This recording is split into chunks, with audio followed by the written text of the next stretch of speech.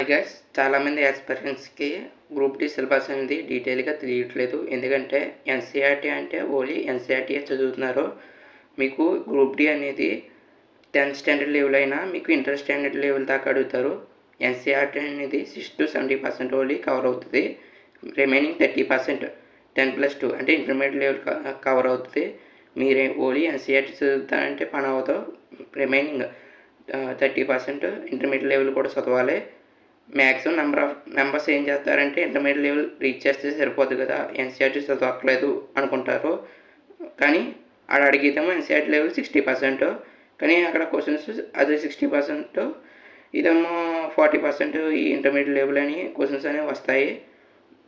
కాబట్టి friends, both నేను చెప్పేది ఏంటంటే ఎన్సీఆర్టీ 60%, అలాగే మిగతా 40% బేసిక్స్ క్వశ్చన్స్ ఇంటర్మీడియట్ లెవెల్ కూడా ప్రిపేర్ అవ్వండి.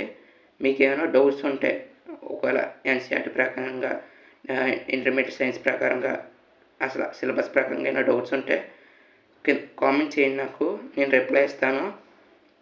ఇలాంటి యూస్ఫుల్ ట్రిక్స్ కోసం కానీ మీరు కాంపిటేటివ్ ప్రిపేర్ అవుతాం కూడా ఏమైనా చేస్తున్నారైతే మన ఛానల్ ఫాలో అవ్వండి. అలాగే మన ఛానల్ సబ్స్క్రైబ్ చేసుకోండి.